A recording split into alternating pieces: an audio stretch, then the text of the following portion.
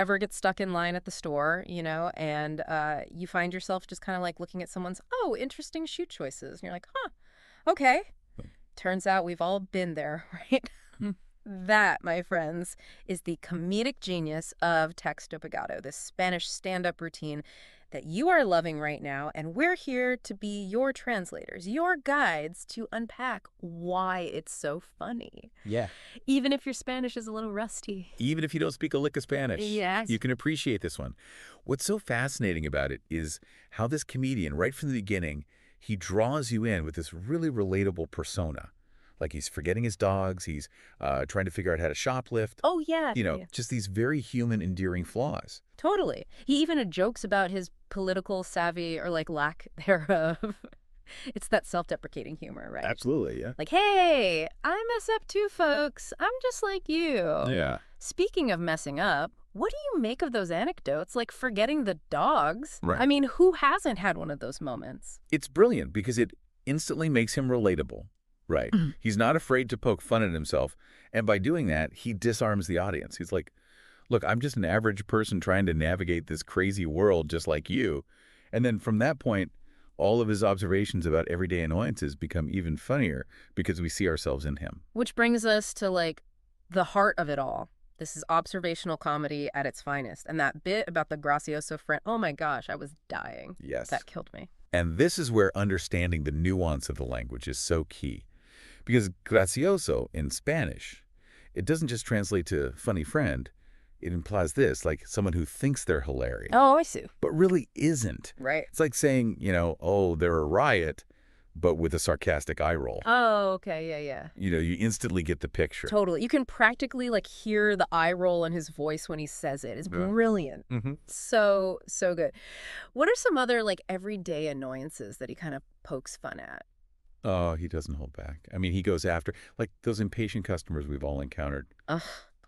The awkward goodbyes, those are just, like, universal struggles. Tell me about it. Like that, see you next year. Oh my gosh, I died. It's like such a small thing, but the way he builds it up makes it this whole running gag. It's comedic gold. What's like the technical term for that? Well, there's this thing called the rule of three that often comes into play in comedy, where, you repeat something 3 times. Right. To really drive that comedic effect home. But with this bit, it's more than just that. He's using, like, this hyperbole, taking this everyday annoyance, and then just, like, totally blowing it up to this absurd degree. Right. Which makes it hilarious. Okay, yeah, because, I mean, we've all encountered that person. Of course. But, like, he makes it funny because he's exaggerating, like, just how ridiculous it is. Exactly. And you know what? That exaggeration, it ties into something else that he does really well. Social commentary. It's like he's holding up this funhouse mirror to society, making us laugh at ourselves and those absurdities that we often just kind of like overlook in our everyday lives, It's true. And you know what I find interesting about that? He never, like, explicitly says, hey, this societal issue, yeah, that's messed up.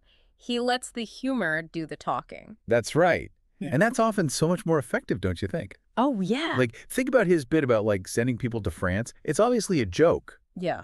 But that, like, over-the-top solution, it highlights a very real frustration that he has with certain behaviors. Right. It's like, I wouldn't actually send you to France. Maybe. But I get it. I get where you're coming from. I feel you. What else stands out to you about how he tackles those, like, weightier topics, like overpopulation? He does it all without, like, getting preachy about it. It's almost like he uses the shared language of exaggeration to, like, sneak in these really insightful observations. Mm-hmm. You're laughing, but you're also like, wait a minute, hold on. Right. He's making us think without even realizing it. Exactly. Right. And that's where the brilliance of his approach really shines through, because he's not just, like, telling jokes, right? He's actually sparking a conversation. Oh, for sure. He's inviting us to laugh at ourselves and the world around us. And that kind of brings up an interesting question for me, because we've been dissecting this routine, right? But it's all in Spanish. Right. So do you think this humor, it translates across cultures? That's the million-dollar question, isn't it? Right. Because humor is so nuanced. Yeah.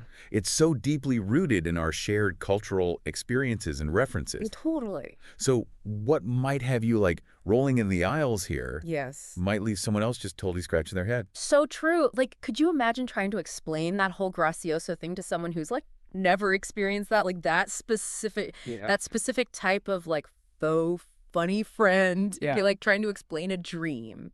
Exactly. But here's the thing. I think even if those like really specific cultural references Yeah. are kind of lost in translation, Yeah. the core of his humor, that relatable observation of human nature, I think that transcends language. It's true. Like he's tapping into those universal truths that we Yeah. all experience, like regardless of where we come from. Those, wait, that's so me moments. Exactly. Yeah. Exactly. And honestly, like that's what makes his comedy so powerful, so memorable. Absolutely. He's reminding us all that at the end of the day, we're all just trying to navigate this crazy, funny, frustrating world together. Ugh, ain't that the truth? And sometimes, honestly, the best way to do that is to just kind of find the humor in it all. Couldn't have said it better myself. So as we wrap up our deep dive on Texto Pagado, it makes you wonder, Yeah. what little quirks of human behavior make you chuckle? What stories could you tell, maybe on stage even? Who knows, you might have an inner stand-up routine just waiting to break free. There you go. And on that note, this has been a hilarious ride.